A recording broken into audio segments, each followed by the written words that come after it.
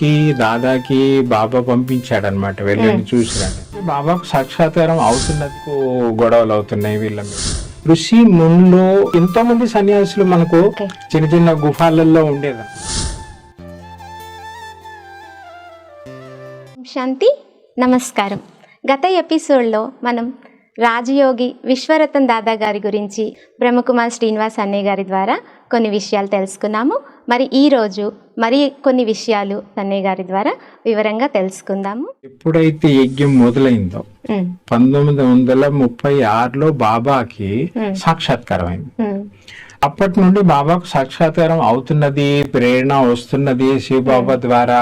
బాబా కూడా ముందు ముందు అర్థం కావట్లేదు, ఈ ఎవరు ఏంటిది, నాకెవరు చెప్తున్నారు ఏంటిది అనేటువంటిది. తర్వాత ఎప్పుడైతే పక్కా అయిపోయిందో 1937లో ఇది ఓం మండలి అనే పేరు మీద స్థాపన చేశారు. ఓకే, మొదటగా ఓం మండలి అన్న పేరుతో స్టార్ట్ అయింది. జ్ఞానం అంతా ఓకే, అంతా ఫుల్ రెస్పెక్ట్ బాబా అంటే, కానీ పవిత్రత కారణంగా గొడవలు అవుతున్నాయి. అయితే దాదా ఇలాగనే పేపర్ ద్వారా విని అర్థం చేసుకొని దగ్గరికి వచ్చి అసలు ఏంటిది, ఏం చెప్తున్నారు, ఎందుకు గొడవలు అవుతున్నాయి వీళ్ళ మీద తెలుసుకోవడానికి వచ్చాడు. తర్వాత అర్థం చేసుకున్నాడు, ఈ జ్ఞాన మార్గంలో నడవడం మొదలు పెట్టాడు.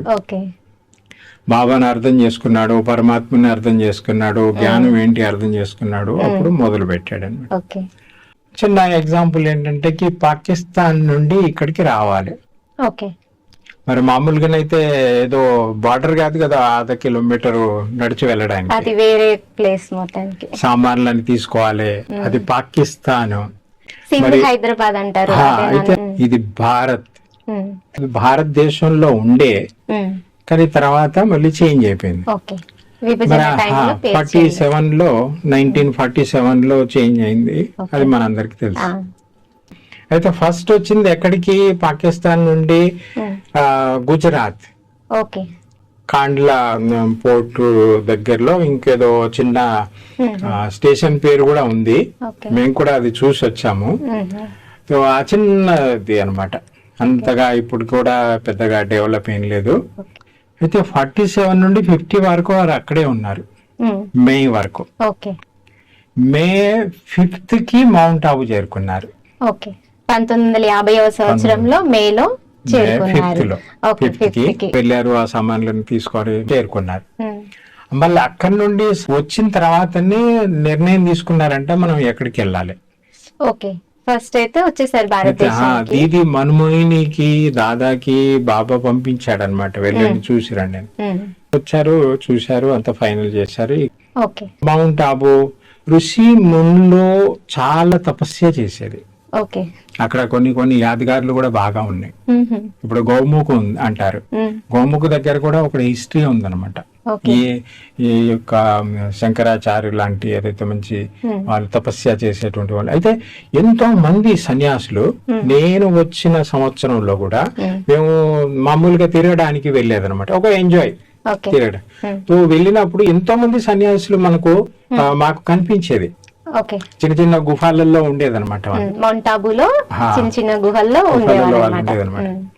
ఇది మంచి వాతావరణం అనేటువంటిది ఆధ్యాత్మిక దృష్టిలో చూసినట్లయితే చాలా మంచిదని చెప్పి అన్ని రకాలుగా ఈ నిర్ణయం తీసుకున్నారు మౌంట్ ఆబుకి.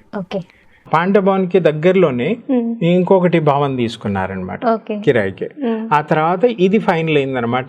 ఇప్పుడు పాండభవన్ మనం అంటున్నాం కదా, ఆ పాండభవన్ తర్వాత అది ఫైనల్ అయిన తర్వాత అది కూడా రెడీమేడ్ గా కొని మెల్లమెల్ల డెవలప్ చేశారనమాట.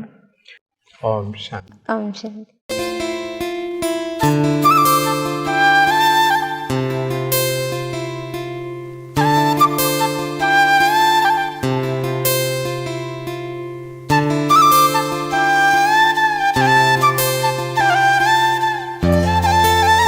నెక్స్ట్ ఎపిసోడ్లో అన్నయ్య గారి ద్వారా మరికొన్ని రాజయోగి విశ్వరతన్ దాదా గారి యొక్క విశేషతల గురించి తెలుసుకుందాము. ఓం శాంతి, నమస్కారం.